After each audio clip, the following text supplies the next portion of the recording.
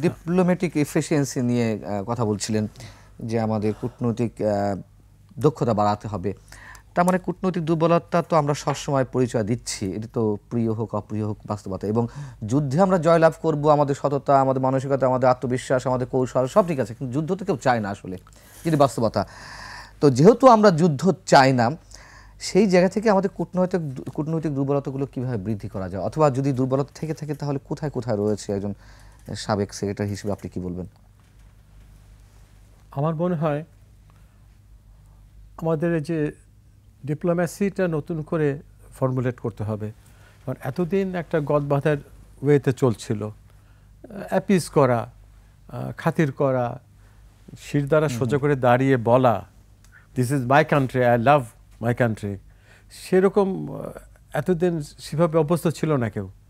যেমন বিশেষ করে বাইরে যেসব পোস্টিং হতো সেগুলো সব নেপোটিজমের মাধ্যমে হতো। ভালো ডিপ্লোম্যাট আমাদের যথেষ্ট আছে, কিন্তু তারা পোস্টিং পায়নি ঠিক জায়গায়। যেমন আমেরিকাতে, ইউকেতে বা ফ্রান্সে বা ইন্ডিয়াতে যাদের যাওয়া উচিত তারা যায়নি।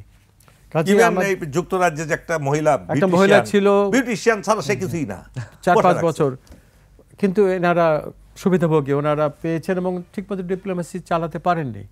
তো আমার মনে এখন সময় এসছে, নতুন একজন আমাদের যিনি অ্যাডভাইজার গেছেন, আমার তার উপর বিশ্বাস আছে এবং আমি মনে করি এই ফরেন মিনিস্ট্রিকে ঢালাও পুরোপুরি ওভারঅল করে ভালো ব্লাড ইনফিউজ করতে হবে।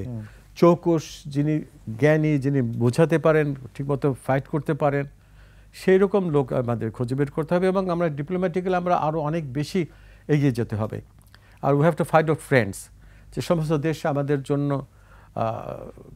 ভালো, আমাদের জন্য তা সেই সব দেশের সাথে বন্ধুত্ব আরও গাঢ় করতে হবে। মাঠের অলরাউন্ডার আমি, আর ঘরের allrounder Tylox. Tylox toilet cleaner, clean মানেই টাইলক্স। বিশেষ করে ওয়েস্টার্ন ব্লক থেকে আমাদের সাপোর্ট আনতে হবে এবং আমাদের এই দিকটা স্পেশাল মানে একটা ইম্পেটাস দেওয়া দরকার, একটা স্ট্রেস দেওয়া দরকার, যাতে আমরা ডিপ্লোমেসিতে আমরা আরও এগিয়ে যেতে পারি। আপনি দেখেন ভারতে কিন্তু ডিপ্লোমেসিতে ওরা অনেক এগিয়ে আছে।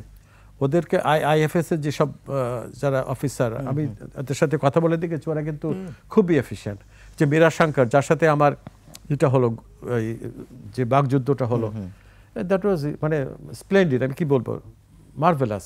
আচ্ছা, কিন্তু আমি যেহেতু খুব ভালো হোমওয়ার্ক করে গেছি, ও আর একটা কথা বলে, আমরা কিন্তু হোমওয়ার্ক করি না, আমরা চলে গেলাম ভালো হোটেলে থাকলাম, হোমওয়ার্ক করে যাব কেন, এখানে ফুর্তির জন্য যাচ্ছি। ব্যাপার হচ্ছে কেউ সিরিয়াসলি টপিকটা আলাপ করে না, প্রিপারেশন নেয় না, ফলে আমরা গিয়ে ইয়েস নো ভেরি গুড বলে চলে আসি।